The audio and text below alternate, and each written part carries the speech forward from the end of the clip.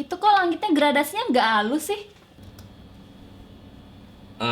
Ini kan kemarin kita syutingnya di 8-bit 420. Kalau mau halus, paling nggak itu syutingnya di 10-bit 422. Apa itu 8-bit, 10-bit? Jadi gini, 8-bit 420 itu Stop! Udahlah, aku nggak ngerti juga lagian. Ini nggak dibikin slow motion aja? Biar dramatis, fantastis, bombastis.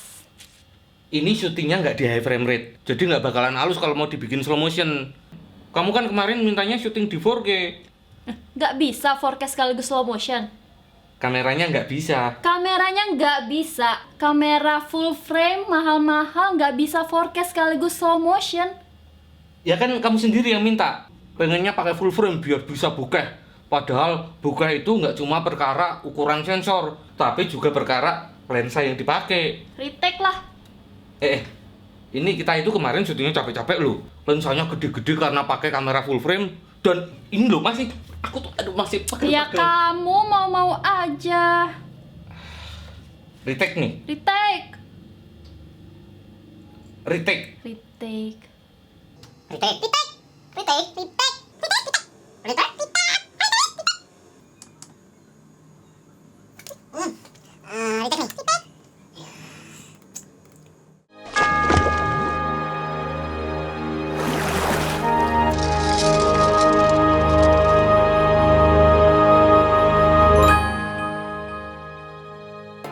Halo Rock and Roll Shooters. Tidak ada kamera yang sempurna. Tiap kamera punya kelebihan dan kekurangannya masing-masing. Makanya kita harus pintar-pintar milih mana kamera yang tepat sesuai dengan kebutuhan kita. Biar nggak ada kasus retake kayak di video tadi. Tapi bagaimana jika ada kamera keren yang cukup sempurna untuk rock and roll shooter seperti saya? Bisa 4K 10-bit 422 internally, 4K up to 60p, dan high frame rate sampai dengan 180 frame per second di Full HD tanpa sensor cropping.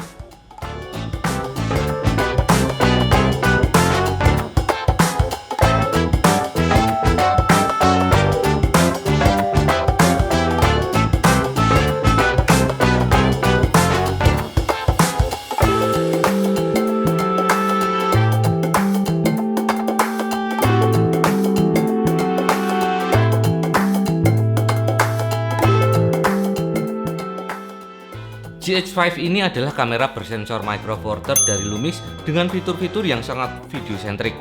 Artinya, kamera ini memang ditujukan untuk profesional videographer. Saya ulas ya satu persatu untuk fitur-fitur videografinya.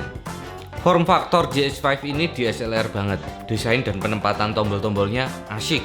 Yang biasanya run and gun, handheld pakai DSLR nggak seharusnya ngeluh lagi terlalu enteng atau nggak ergonomis kalau pakai mirrorless seperti ini. Ada 6 physical FN button yang semuanya bisa dikustomisasi sesuai dengan keperluan.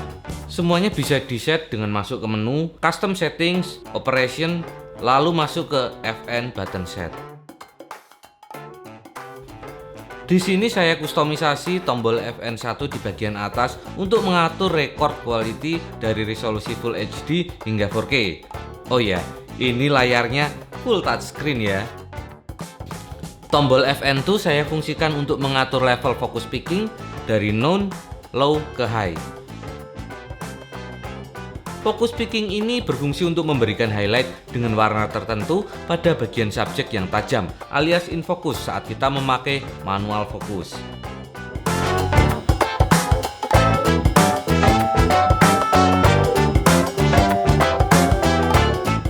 Kemudian tombol function tree ini saya fungsikan untuk mengakses variabel frame rate, di mana saya bisa mengubah variabel frame rate dari 2 sampai 60 frame per second di resolusi 4K dan dari 2 sampai 180 frame per second di resolusi Full HD.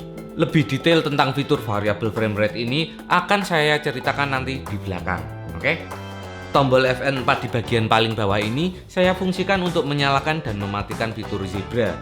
Zebra adalah fitur penting untuk menandai bagian yang overexposure. Atur exposure sampai zebra pattern hilang, maka videomu akan aman dari highlight clipping atau washed out. Tombol FN5 di kiri atas ini defaultnya adalah untuk switching antara penggunaan LCD screen dengan live viewfinder. Tapi di sini saya pakai untuk mengaktifkan fitur extended teleconversion. Karena sensor GH5 ini aslinya adalah sensor 6K, maka GH5 ini punya kelebihan untuk bisa melakukan punch in hingga 140% di resolusi 4K dan 270% di resolusi Full HD dengan kualitas gambar yang tetap bagus selama memakai ISO yang tidak terlalu tinggi. Fitur tadi cocok banget buat kamu yang suka syuting ngejar-ngejar momen dan nggak sempet untuk ganti-ganti lensa. Tombol FN6 terletak di bagian depan samping lens mount ini memang tidak ada tulisannya. Saya fungsikan untuk mengaktifkan atau mematikan fitur 5-axis sensor stabilization-nya jika saya memakai lensa manual. Saya aktifkan saat handheld shooting untuk meminimalisir getaran. Dan saya matikan saat saya pasang GH5 ini di tripod karena saya tidak mau 5-axis sensor stabilization-nya berusaha mengkompensasi kamera movement, sehingga panning atau tilting yang saya lakukan malah berasa tidak natural. Tombol-tombol GH5 ini banyak banget, komplit. Tapi agak sayang untuk record button kenapa terletak di bagian atas. Sementara kita juga bisa memakai shutter button untuk melakukan perekaman video. Kenapa tidak ditempatkan di bagian belakang yang dekat dengan jempol yang paling mudah diakses dan paling mudah dilihat? Saya malah suka salah memencet tombol display untuk melakukan perekaman video. Input dan output interface GH5 ini ada mic input 3,5 mm, ada colokan headphone 3,5 mm untuk monitoring audio, port USB Type-C untuk transfer data hingga 5 GB per second, dan yes, full size HDMI port untuk eksternal monitor ataupun untuk recorder. Saya suka sekali port HDMI GH5 ini tipe full size, bukan yang micro atau mini, karena aman untuk lepas pasang kabel HDMI, nggak cepet dol atau patah, kokoh. Dalam paket penjualannya disertakan cable lock untuk keamanan ekstra. Sebenarnya saya bukan fans berat articulating screen seperti ini karena sangat jarang self shooting apalagi vlogging. Tapi kemudian berpikir, oh ya, saya juga terkadang butuh untuk mengambil gambar dari sudut-sudut yang sulit. Layar LCD-nya yang bisa diputar hampir ke segala arah sangat berguna buat saya.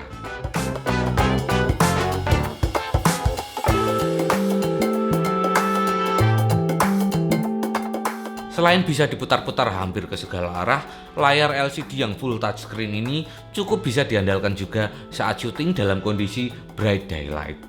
GH5 ini memakai media perekaman XDXC dengan dual card slot yang bisa diatur untuk 3 mode perekaman. Relay recording, yaitu untuk merekam pada satu memori sampai penuh dan otomatis berpindah ke memori satunya. Backup recording, untuk merekam video atau foto yang sama di kedua memori. Dan allocation recording untuk spesifik mengatur mau menyimpan data jenis tertentu di memory card yang berbeda. Misalnya jika kita ingin menyimpan semua file foto di memori 1 dan semua file video di memori 2. Untuk firmware yang saat ini saya pakai di versi 2.0, GH5 ini mampu merekam dengan bitrate tertinggi di 400 Mbps all-eye. Memory card yang bisa dipakai untuk merekam bitrate setinggi itu adalah tipe V60 atau V90. Namun karena saya belum mempunyai memory card itu, saya baru bisa mencicipi di bitrate tertinggi di 150 Mbps dengan memory card XDXC UHS-2 yang saya miliki. Baterai GH5 ini memakai baterai yang sama dengan GH4 atau GX3, yaitu tipe DMW BLF19. Mari kita tes bisa bertahan berapa lama untuk merekam video di resolusi 4K 60p.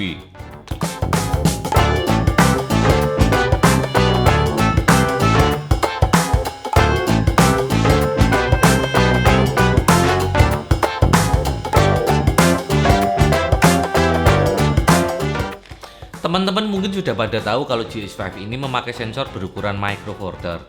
Sensor Micro Four Thirds itu mempunyai 2 kali crop factor jika dibandingkan sensor full frame atau sensor 35 mm.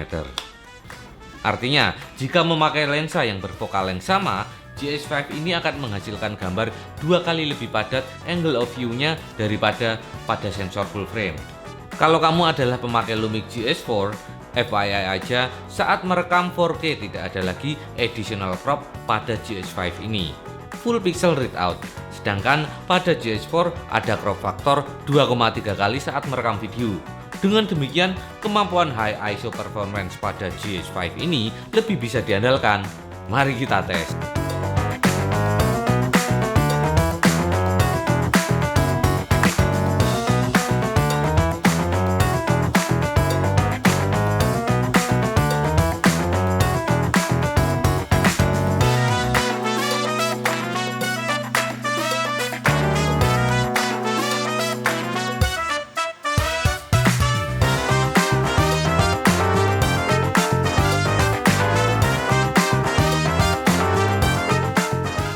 Ada yang bilang sensor Micro Four Thirds itu susah untuk ngejar bokeh.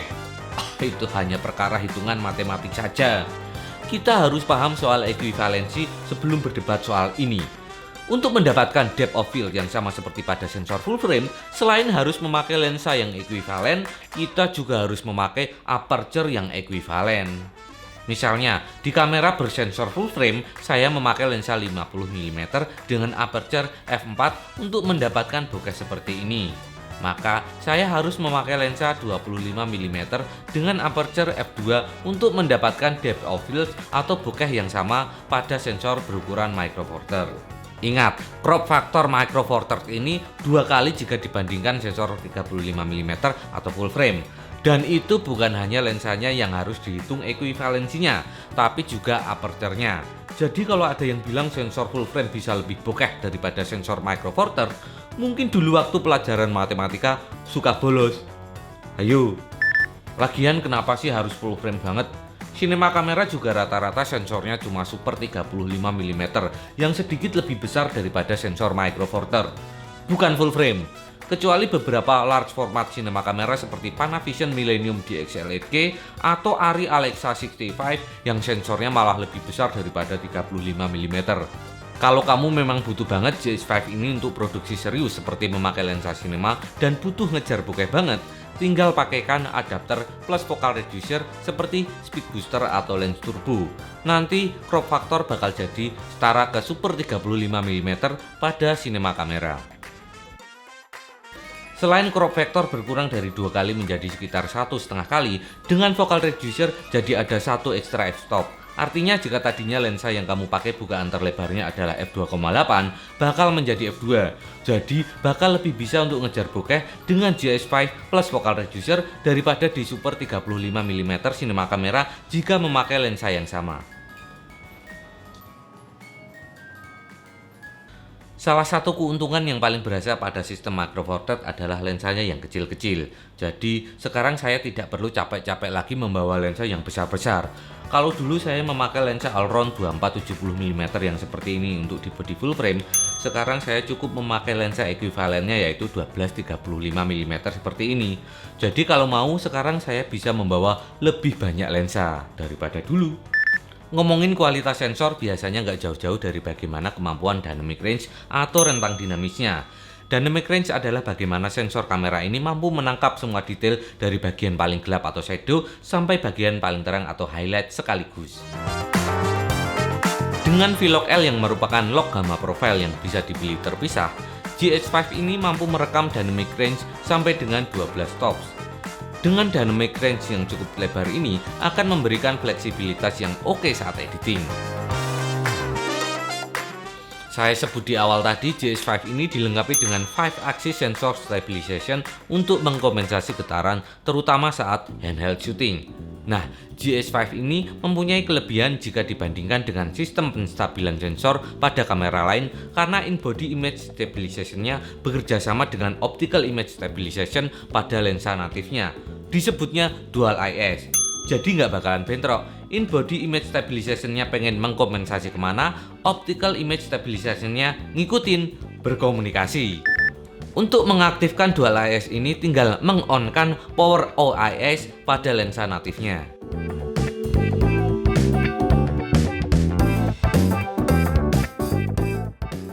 Walau dengan dual IS ini video kamu jadi stabil banget, nggak berarti kamu nggak bakal butuh kamera stabilizer ya.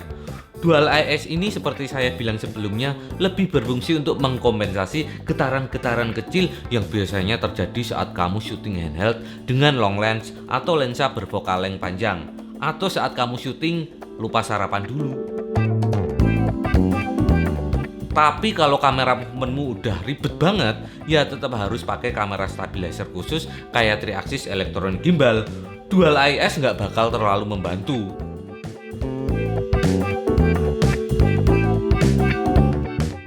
Buat saya, fitur ini membantu banget saat saya handle syuting dengan frame rate tinggi. Tinggal diperlambat di editing, kamera movementnya jadi bakal berasa smooth banget.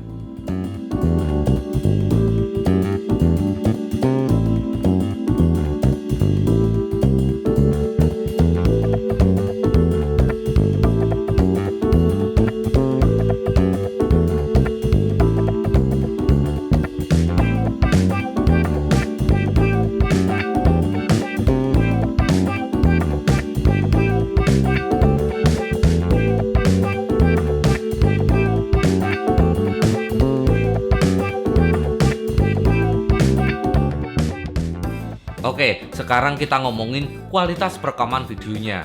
GH5 ini bisa merekam dari resolusi 1080p dengan bitrate 100 Mbps hingga resolusi 4K DCI atau True Cinema 4K dengan bitrate 400 Mbps jika kita set ke sistem standar Cinema 24 frame per second. Belum ada video centric still foto kamera yang bisa merekam kualitas video 10-bit 422 internally.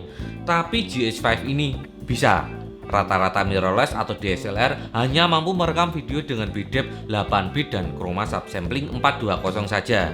Nah, kita bisa merekam video 4K 10-bit 422 di GH5 ini tanpa perlu bantuan external recorder. Langsung ke memory card di frame rate 24, 25, dan 30. GH5 ini bisa merekam video 4K UHD sampai dengan 60p. Jadi slow motion tapi tetap 4K. Kamera mirrorless atau DSLR mana yang bisa kayak gini? Tapi internal recordingnya di 4K 50p atau 60p-nya hanya bisa di 8-bit 420 ya. Biar bisa 4K 50p atau 60p 10-bit 422, saya pakai external recorder atau Shogun Inferno. Untuk bisa mentransmisikan sinyal clean 4K 50p atau 60p 10-bit 422 harus memakai kabel HDMI yang 2.0 certified. Jangan sembarangan memakai kabel HDMI.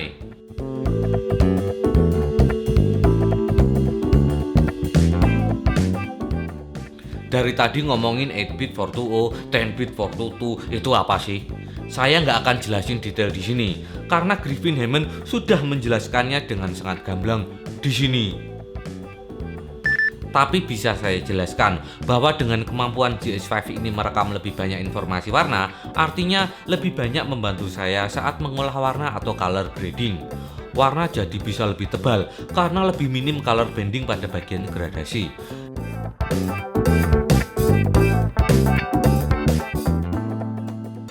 Dan saat melakukan koreksi warna dengan selective color atau chroma keying jadi sangat presisi.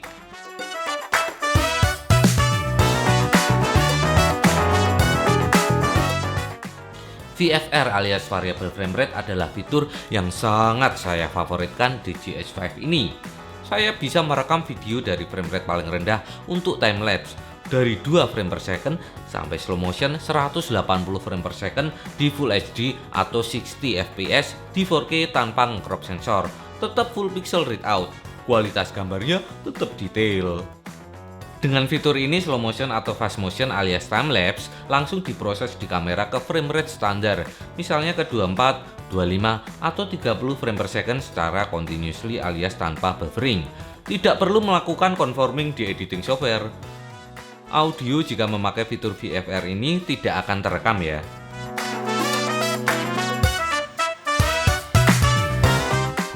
Kalau kamu mau bikin timelapse dengan interval yang lebih panjang, sebaiknya memakai fitur built-in timelapse.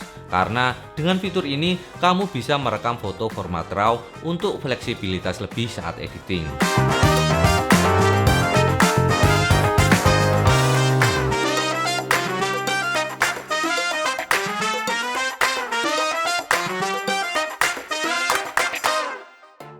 Dibekali dengan banyak sekali fitur profesional videografi, tidak berarti GH5 ini tidak ada kekurangannya. Salah satu yang banyak diperdebatkan adalah kemampuan continuous autofocusnya. Ya, kelemahannya memang di situ. Tapi itu bukan satu hal yang membuat saya menjadi tidak suka pada kamera ini. Karena saya memang hampir tidak pernah memakai fitur continuous autofocus dalam setiap pekerjaan saya memproduksi video. Hampir selalu manual focusing. Lalu bagaimana caranya saya melakukan focusing jika saya memvideokan diri saya sendiri seperti ini? Gampang, ada aplikasi Panasonic Image App di smartphone saya. Saya bisa kontrol semua settingan kamera lewat WiFi, dan saya bisa mengunci titik fokus memakai aplikasi ini.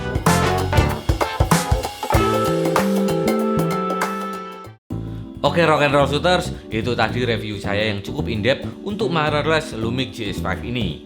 Kesimpulannya, saya akan selalu memakai GS5 ini untuk produksi serius karena saya sering membutuhkan 10-bit 422 4K, 4K 60p, slow motion sampai dengan 180 frame per second di Full HD dengan kualitas gambar yang detail, dual IS karena saya sering handheld shooting, dan yang pasti lensanya yang kecil-kecil sangat saya butuhkan saat traveling.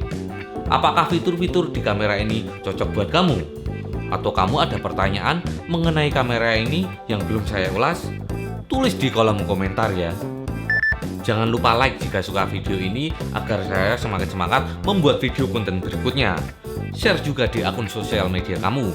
Dan subscribe tentunya.